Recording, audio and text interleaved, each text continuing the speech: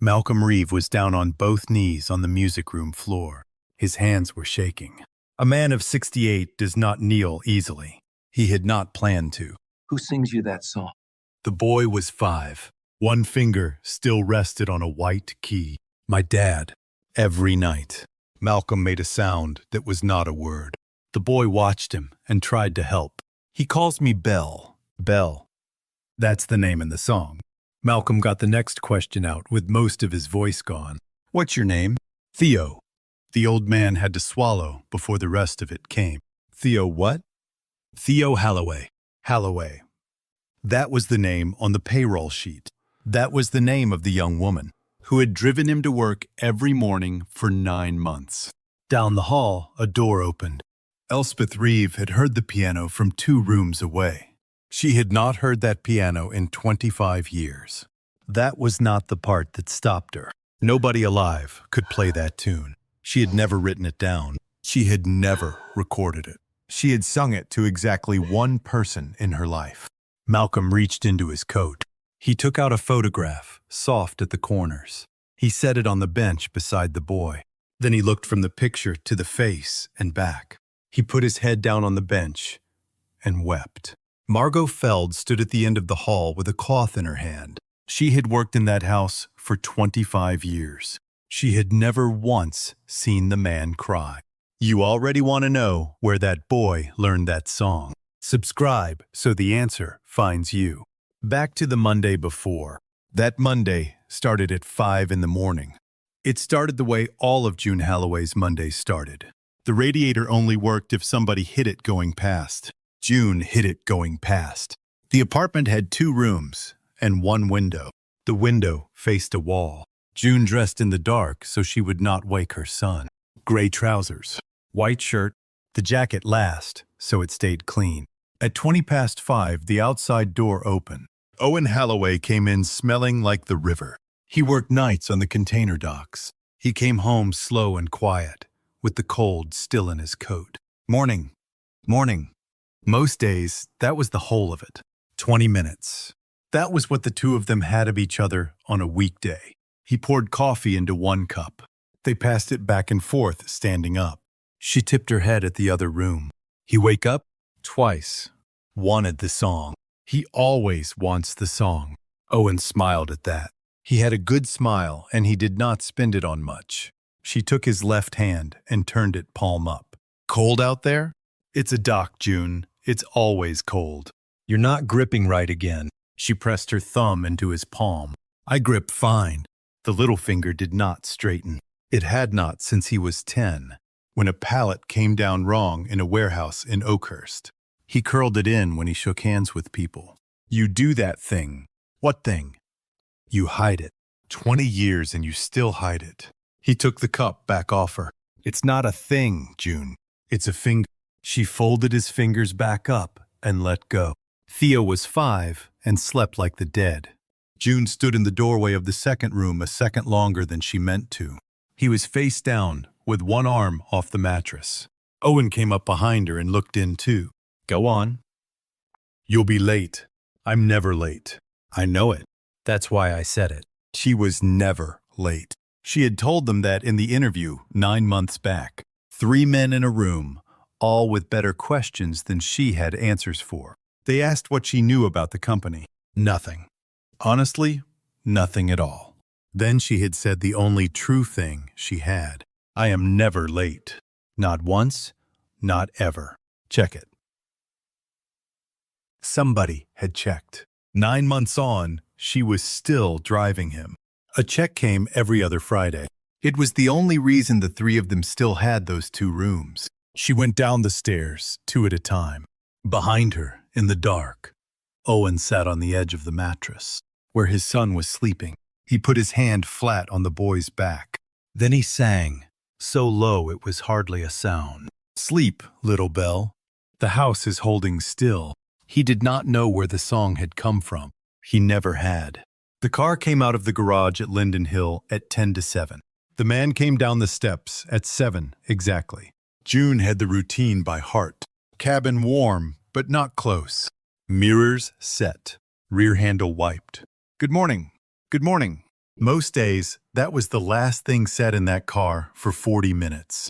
Malcolm Reeve was not unkind. He was quiet in a way that took up room. 9 months of driving a man teaches a person things. He read nothing in the car. He took no calls before the second bridge. And there was the long light on Fairmount Avenue. At that light, he opened his wallet. He took out a photograph. He held it low in his lap until the light changed. Every morning, the same light. 9 months of it. She never asked.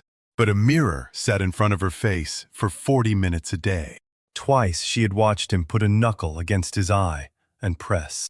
She dropped him at the tower before 8 and drove back out to Linden Hill. The second half of the job was the house. The house was enormous, and it was not loud anywhere. At the end of the West Hall, there was a door that stayed shut. She had been told about it in her first week by the man himself. It was the only sentence he had ever said to her that was not about a road. That room stays closed. Nobody goes in. She had said yes and never gone near it. The hall outside it was hung the whole length with framed photographs. Concert halls. A young woman at a piano, taking a bow, one hand still on the lid. Brass plates screwed under every frame. The kind with a date engraved on them. The kind nobody reads twice. Margot Feld was doing the frames with a cloth when June came through with the keys. June nodded at the closed door. Is that room somebody's? It was a boy's. Whose boy? Margot did not stop working. Hers. Theirs. Out through the tall window, Elspeth Reeve sat on the garden bench with her coat buttoned wrong. She did not read, and she did not talk. There was a thin chain at her throat. Hanging off it was a small brass key, worn bright on one side. Margot followed June's eyes and lowered her voice. 25 years this spring. He was 5. 5. Margot said it the way people say a thing they have said 100 times. They were out for the afternoon. She turned her head. When she turned back, he was gone. And they found nothing. Nothing. Police, then the state, then men they paid for. For how long? Margot glanced down the hall before she answered. He never stopped. There are still men on that. Still? Margot folded the cloth over twice. 25 years of invoices. I file them. And her? She has said the same thing every day since. That she let go of his hand. Margot put the cloth in her apron pocket. That's what she says. That is the only thing she says. June looked out at the bench again. And him?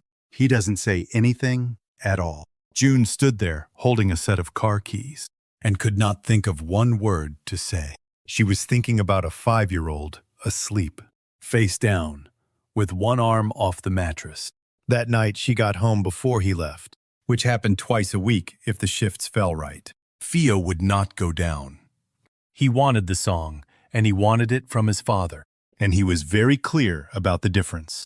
Owen sat on the floor with his back against the bed. Sleep, little Belle. The house is holding still. Nobody's counting. Nobody will. It was a small tune, 4 lines, and then it went back to the start. He sang it flat and low, and it worked immediately. June stood in the doorway with a dish towel. When Owen came out, she asked him a thing she had never thought to ask in 6 years. Where did that song come from? He pulled the door most of the way shut before he answered. I don't know. You don't know. He shrugged with one shoulder. I've never known. It's just in there. Somebody taught it to you. Somebody must have. There's nobody to ask. He said it the way a man says a thing he has made peace with. Then he went and got his boots. June knew the shape of it. He had told her the whole of it in about 4 minutes, and there was not more than 4 minutes of it to tell. He had nothing before he was 5. Not a face, not a room, not a name. He had been picked up on a county road outside Oakhurst, filthy and quiet. He could not say one useful word about where he came from. The county gave him a first name off a caseworker's grandfather. The last name they took off the road, Holloway Road. His whole name was an address. He grew up thinking what every child in that situation thinks, that somebody decided not to come back for him. You ever want to look? She had asked that once, early on. Look at what? There's nothing to look at. There's always something. June. There's a road and a date. That's the file. He pushed his foot into a boot and pulled the laces. And if somebody's out there, then they had 30 years to come and get me. He was not bitter about it. That was the part that got her. He had built a life out of showing up on time and being decent to people. The only thing he had from before was the song. He told her that too, once. And then never again. At 6 the next morning, her phone went off while the car was warming up. Daycare was closed. A water main had come apart under the parking lot. No water until Thursday. She stood in that cold garage and went through it. Owen was 3 hours into a 12-hour shift. Her sister was 400 miles away. There had never been anybody else. There was one bad option and one worse one. The worst one was losing the job. So she drove back into town. She carried her sleeping son down 3 flights of stairs. She buckled him into a car worth more than the building he lived in. Margot took one look at the boy in the doorway and did not make it a problem. Kitchen table. There's toast. June got down to her son's level and put her hands on his shoulders. You sit right there. You don't go anywhere. Okay? She held on a second longer. Say it back to me. Not one room. She had 11 minutes of errands. She did them in 7. Theo lasted about 4. The hall went on farther than any hall he had seen. He walked down it with his hands behind his back, the way he had been taught to walk in a store. At the end of the hall, there was a door. It was shut. It was not locked. It had not been locked in years. The woman who carried the key had a habit. She turned it every night and turned it back every morning. Lately, she only did the one. The room was dark and smelled the way a closed piano smells. The lid came up easier than he expected. He stood with his chin about level with the keys and put one finger down. The note was too low and did not sound like anything. He moved his hand and tried again. He was not playing it. He was hunting for it, the way a child hunts for a thing he already knows. When he found the first 3 notes, he grinned at nobody and started over to be sure. 2 rooms away, Malcolm Reeves stood up so fast that his chair went over. Say that again? He was on his knees on the floor. He had not decided to kneel. Who sings you that song? My dad. Every night. Every night. The boy nodded like this was a very ordinary thing to be asked. He does the low part. I do the high part. And his mother taught it to him. He doesn't have a mom. Malcolm heard that the way a man hears a door. Everybody has a mother. Not my dad. He got found. The photograph came out of his wallet with a hand he could not hold still. He set it on the bench next to the boy. He looked from the picture to the face and back. The 2 of them were the same age. They had the same crooked-eyed tooth. They were the same child. Down the hall, a door opened. Elspeth Reeves stood in the doorway, with one hand flat against the frame. She was not looking at the boy. She could not, yet. She was looking at 4 notes that did not exist anywhere in the world. That song had never been written down, never recorded, never performed, never taught, never sold. She had sung it to one person, and that person had been 5 years old when he stopped being anywhere. 2 people on this earth knew that tune. One of them was standing in that doorway. The other had been gone for 25 years. Across town, he was asleep in a 3rd-floor apartment with the shades down, because he worked nights. Dalton Ray came out to Linden Hill every Tuesday with the week's papers. He came in through the west door, because he always had. He was 62 years old. He had been in that house longer than the furniture. He heard the piano before he saw anybody. He stopped with his hand still on the door. Ray knew that tune. He had heard it exactly once. 25 years ago, outside a dressing room at the Fairmount, a woman had been singing to a child in there. He had spent 25 years being careful not to think about that night. He came down the hall and saw the whole of it. The lid was up. There was a boy on the bench. Malcolm was on the floor with a photograph in his hand. Elspeth was holding the doorframe like the house was moving. Ray stood there for 4 seconds. Then he backed out and went to his car and sat in it. A long time without starting it. June came back with the dry cleaning and found her son on a piano bench. A woman she had never heard speak was feeding him shortbread. Nobody explained anything. Malcolm did not come out of the study. Elspeth held Theo's hand at the front step a second too long. Margot would not meet June's eyes. She found out on Monday. Reeve Group did not fire people at the house. They did it on the 4th floor, with a woman from personnel and a printed sheet. You've been carrying a second employment. Rideshare, weekends, your own vehicle. I put that on the form. You put it on the application. Policy requires an annual redeclaration. June looked at the sheet. Nobody sent me that form. It goes out from the executive office. Then somebody in the executive office didn't send it. The woman from personnel was not enjoying this and was not going to argue about it. The recommendation came down this morning. I'm sorry. It's effective today. 2 floors up, Malcolm Reeve was told. At 11, that a driver had been separated for a compliance issue. Which driver? Holloway. The morning car. On whose recommendation? His assistant checked the sheet. It came down from the executive office.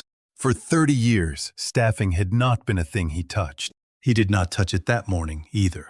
By the time he understood what he had let go past him, she had handed in the keys.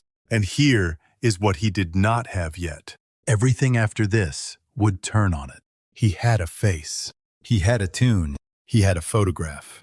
He did not have one piece of paper connecting any of it to anybody. And the one man in that house, who could have told him where to look, was driving back to the city. The week's reports were still on the seat beside him. He was waiting for her on Thursday in the coffee place, across from her building. June had never spoken one word to Dalton Ray in 9 months. Sit down a minute. She sat down, because a man like that does not come across town for nothing. He put an envelope on the table and turned it to face her. That's a year. Clean, taxed, and there's a reference in there. A reference. It will get you hired anywhere in this state. He tapped the envelope once with 2 fingers. All of it is yours this afternoon. For what? For being somewhere else. June did not touch the envelope. You'll have to say it plainer than that. Ray folded his hands. He was not enjoying himself either. She noticed that and did not understand it. 9 months ago, a young woman applied to drive for one of the wealthiest men in this state. No connections. She got it. I did. He went on as if she had not spoken. Last week, her child was alone in his house. In a room nobody is allowed in. He's 5 years old, doing the one thing on this earth that would take that man apart. June put both hands around her cup and did not pick it up. You can see how that reads. It reads like that because you're saying it out loud in that order. That is exactly what reading is. She looked at the envelope for a while. My son wandered down a hallway. I believe you. She waited. He did not add anything. Then what is this? This is me keeping an old man from digging up a spring that cost him everything once. June pushed the envelope back with 2 fingers. No. Ray took it. He did not look surprised. He looked tired and something else. She only recognized later, when she knew enough to name it. He was afraid. There is a file. There has been a file since before you were born. A file on what? On that boy. It has his name on it. He leaned in a little. It sits in legal, and Nadine Ibers can put her hand on it inside an hour. So you are picturing an old man crying at a piano. I am picturing what comes out of that box. He put money on the table for coffee he had not drunk. Think about it. Until Monday. On Saturday night, Owen came home 4 hours early. The terminal had cut him. No cause given. None required. Casual labor on a leased berth. The berth was leased from Reeve Group. He stood in the kitchen with his coat still on. They said the rotation changed. Did they say why?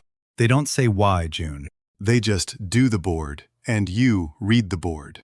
She sat down on a kitchen chair and put both hands flat on the table. She did not tell him about the coffee shop. She had a reason by then, and it was already too big to say out loud. Now, before we go on, if you're still with me, do me one small thing. Tell me in the comments where you're listening from. I like knowing how far this one travels. All right.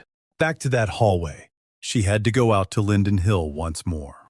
The uniform, the fob, the key to the pump house. Margot let her in and would not look at her. You can leave it on the bench.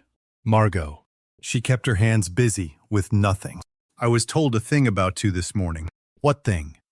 She finally looked up. That you came here on purpose. That you've been waiting. You believe that? No. But I was told it. And I am 71 years old. And I would like to keep my job. Then she went back to the kitchen. And the West Hall was empty. June had looked it up by then. 2 nights of a phone in a dark kitchen had given her what 9 months of driving had not. A name. A photograph of a smiling boy on a lawn. And a date. The 9th of March. Calder Point. A mother turned her head. She had read that sentence in 4 different papers. Every one of them had it from the same place. She stopped in the middle of the hall with the folded uniform over her arm. She had walked past those frames twice a day for 9 months. She had never once read a brass plate. A young woman in a dark dress, taking a bow, one hand still resting on the lid of a grand piano. A full house behind her, out of focus. The plate said, "The Fairmount." The plate said the 9th of March. June stood there long enough that her arm went numb under the uniform. A woman cannot be at Calder Point turning her head. Not while she is on a stage at the Fairmount taking a bow. Not on the same evening of the same day. One of those 2 things did not happen. And for 25 years, only one of them had ever been said out loud. June looked down the hall at the door of the music room. At the lid nobody had raised in a quarter of a century, and the whole shape of it turned over in front of her. That lid had never been about grief. A closed lid is a very good reason never to touch a piano. Never to talk about pianos. Never to be asked one question about a stage. What are you looking for? June had not heard her come down the hall. Elspeth Reeve stood about 10 feet away. Her coat was buttoned wrong, and her hand was closed around the chain at her throat. Nothing. I'm leaving these. You have been standing in front of that wall for 6 minutes. June turned around with the uniform over her arm. Up close, the woman was not vague at all. She had been vague on a garden bench for 25 years. There was nothing vague in her face now. Dalton has explained you to me. I'd like to hear it. Elspeth said it the way people say a thing they have rehearsed. He says you applied in the autumn. He says nobody here had ever heard your name. That's true.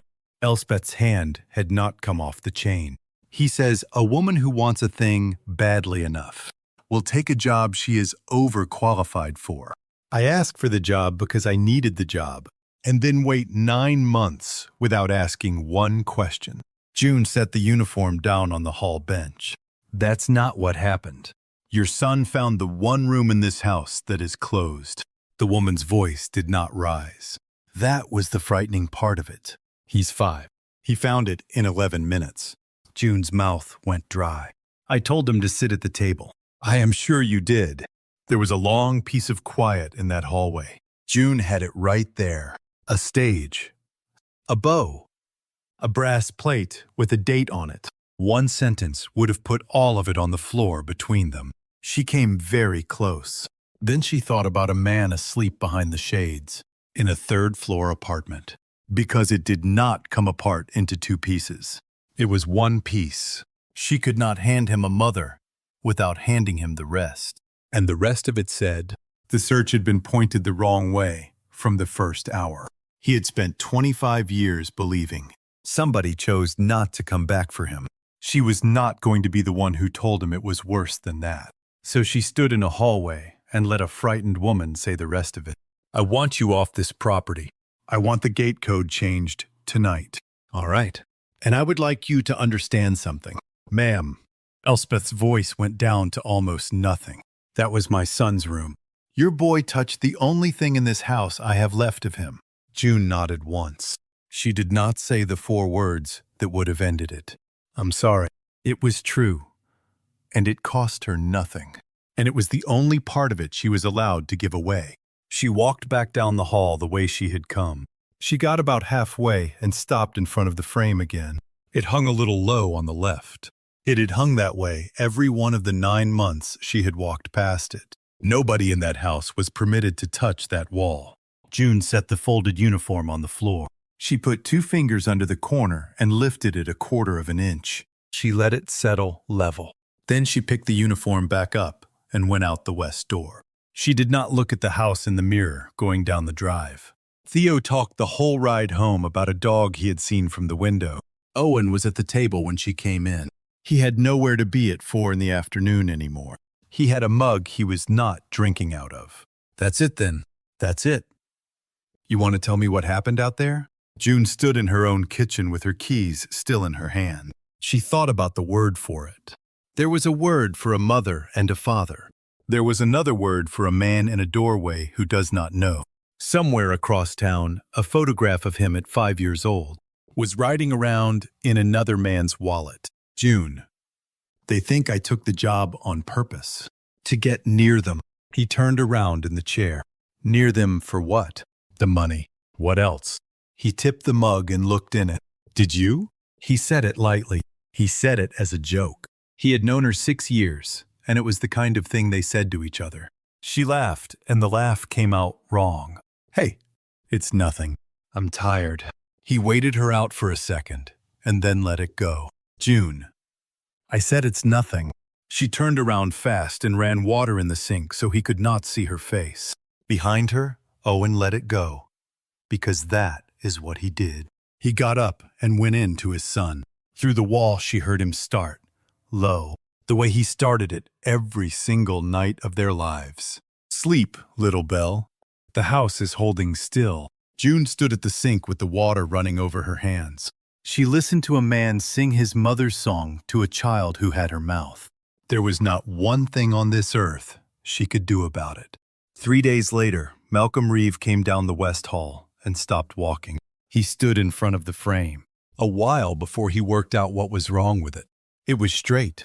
That picture had hung low on the left since the year they moved in. He had stopped seeing it the way a man stopped seeing his own front door. He turned around and found Margot. Has somebody been at this wall? Nobody touches that wall. Somebody touched it. Margot shook her head at him like he had asked about the weather on a clear day. She gave that instruction my first week here. Margot came and looked. Then she put her hand over her mouth and said nothing at all, which was its own kind of answer. Malcolm leaned in close to the little brass plate. He had never read it. Not once. A framer had screwed it on 30 years ago, and it had said the same thing every day since. To a hallway. Nobody walked slowly in. The Fairmount, the 9th of March. Something went out of his legs. He knew that date better than his own birthday. He had said it to police and to lawyers and to men he paid by the week. His wife had been standing on a stage. He called Nadine Ivers from the hall, with his hand flat against the wall. After 31 years of working for him, she did not ask him to explain. Bring me the original file, not the summary. The intake. That's storage. An hour. Bring it to the house. The box came out at 6:30, with a strip of tape across it that had gone brown. They put it on the dining table. Ivers went through it the way lawyers do, which is slowly and out loud. First report was taken at 20 minutes to 9 in the evening. 9. Location given, Calder Point. The picnic ground by the water. Malcolm put one finger on the edge of the table. That's 5 miles from the Fairmount. It's across the river. And here. She turned the intake sheet around so he could see the line for the reporting party. It did not say Elspeth Reeve. It said Dalton Ray. Malcolm sat down. He was my assistant. He handled things. He handled this. There's 2 hours missing. 2 hours. Ivers turned a page and did not look up. 2 hours and 10 minutes. Curtain was 7 o'clock. Ivers had not stopped reading. There's a description sheet. It went out on every flyer and every wire for 2 years. She read it off the page. Red windbreaker, white sneakers. Last seen at the picnic ground. Malcolm looked at the box on his own dining table. He wasn't wearing that. Say again? Ivers stopped with her finger on the line. He was not wearing a red windbreaker. Not that night. How do you know? Because she would have dressed him for the hall. Margot was in the doorway with a tray she had stopped carrying. That was the spring I got the evenings. All that month. She told me not to come back before 10. 25 years of men with flashlights had gone into the water at Calder Point. They had dragged that pond twice. Every one of them had been looking for a boy in a red windbreaker who never existed. 9 miles north, in the next county, a deputy had picked up a child on a road the following morning. It was the exact direction a small boy walks when he goes out a stage door and turns the wrong way. That intake sheet sat under a different county seal. It said what the child had on: a navy blazer, gray trousers, one shoe. Nobody ever put the two pieces of paper on the same table. They did not describe the same child. He took the frame down off the wall and carried it into the music room with both hands. Elspeth was sitting in the chair by the window that nobody else ever sat in. He set the picture on the closed lid, facing her. She looked at it about 2 seconds. Then she put her hand over her eyes. Malcolm understood something then. She had been waiting a long time for somebody to bring her that photograph. Say it, Malcolm. 25 years. Say it in this room. Her voice, when it came, was not the one she had used in that house. Since the spring their son went missing. It was younger and steadier, and somehow much worse. I told you I was finished with the stage. I meant it. I know what you told me. They asked me back for one night. One. A benefit. A half hour. She took her hand down. I did not tell you because I was going to tell you after. It was going to be a small, funny thing that I did once. Where was he? In the dressing room. I dressed him for it. Malcolm said it again, flatly, like a man checking a figure. You dressed him. He had a little navy jacket. He sat under the mirror with a coloring book. I told him 20 minutes. She stopped. It was 20 minutes. Malcolm did not move. He was not there when I came off. The stage door was propped for the crew. Her hands went flat on her knees. I looked for 2 hours. The building, then the block, then further out. It gets dark quickly in March. You called Dalton. I called Dalton. Malcolm waited a beat before he said the next one. Before the police. Before anyone. Why? She looked up at him then and told the truth, which was the only thing she had left to spend. Because I could not think of the sentence. What sentence? Any sentence that had me on a stage in it. Malcolm's face did not change at all. So he came, and he looked another hour. Then he stood in that lobby and told me what to do. What did he say? He said, he cannot know you were here. He said, let me handle it. Malcolm's jaw moved and did not open. And you let him. And I let him. A man called it in from a picnic ground I have never set foot in. You were standing there. She nodded once at the floor. I heard him say it. I did not open my mouth. He came around and stood in front of her chair. You have told me for 25 years that you let go of his hand. Yes. You said it across a table. You said it to doctors. He counted them off like a bill. Yes. You said it at your father's funeral. Her chin came up. Yes. Why that? Of all of it, why that? Because it was worse, she said. She was not crying. That was somehow the hardest part of it. People stop asking questions about a woman who is already the worst thing in the room. Dalton Ray came out to the house at 9 that night because Nadine Ivers told him to. He got as far as the doorway and saw the open box on the dining table. He stopped. He did not sit down when Ivers asked him to sit down. He said what men say. I was 37 years old. I did what the family needed doing. You gave a false location on a missing child report. Nadine. Ivers slid the intake sheet out where he could see it. And a false description. Both are on this page in your handwriting. That was 1 hour of one night. Everything this company has paid you since gets looked at in that light. Ray put a hand on the back of a chair. By who? By the board on Thursday. By council after that. Ivers closed the folder. And by the state. A false report on a child is not a company matter. It never was. Ray looked past all of them at the man in the chair. Malcolm. I kept it off her. You kept it off her, Malcolm said. You put it on him. Malcolm Reeve drove himself into the city that night, which he had not done in 19 years. He climbed 3 flights of stairs in a building, where the radiator was audible from the landing. He stood in front of a door and could not lift his hand for a while. Owen Holloway opened it with a dish towel over his shoulder.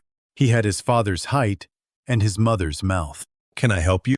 Behind his leg, a small face came around the doorframe and lit up. "That's the man who cried." Malcolm took the photograph out of his coat. He held it up with both hands, because one hand would not have been steady enough. Owen looked at it. Then he laughed a little, the way people do when a thing does not fit anywhere.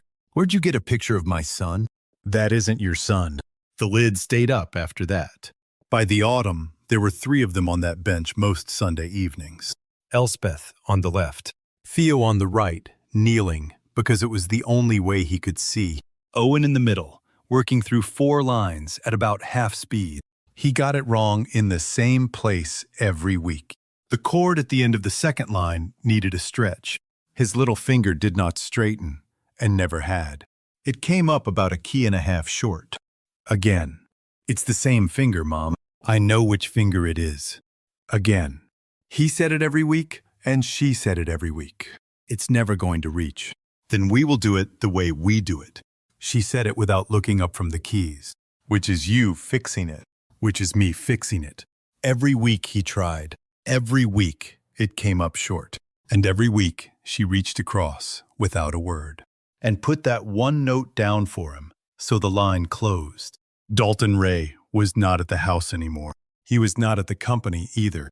What happened after Thursday happened in rooms with lawyers in them, and nobody in that music room talked about it. June watched from the doorway with a dish towel, which is where she seemed to end up in every house she had ever lived in. Elspeth found her there. Blood didn't find him. "Ma'am, Blood had every dollar I have, and 25 years. Blood did not find him." "You did?" June shook her head. "A 5-year-old found him. I just drove." Malcolm came and stood beside her with his hands behind his back. He watched his son get the chord wrong. 9 months. "You were never late." "Not one morning." "No, I was the one who was late." He said it the way a man says a thing. He has decided to keep saying until it stops hurting. On the bench, Theo leaned over and put his whole hand flat on the low keys. "That's not in it, Belle." "It is now." Owen laughed and let him have it. Later that night, Elspeth took the chain off her neck. She put the little brass key in her son's palm and closed his fingers over it. The crooked one and the straight ones together. She did not explain it. He did not ask. "Now let me ask you something. What would you have done, standing in that hallway with the folded uniform?" She knew both halves of it. She could not hand over one without the other. Tell me down in the comments. I read every one. Rest easy now. There will be another one waiting the next time you come this way.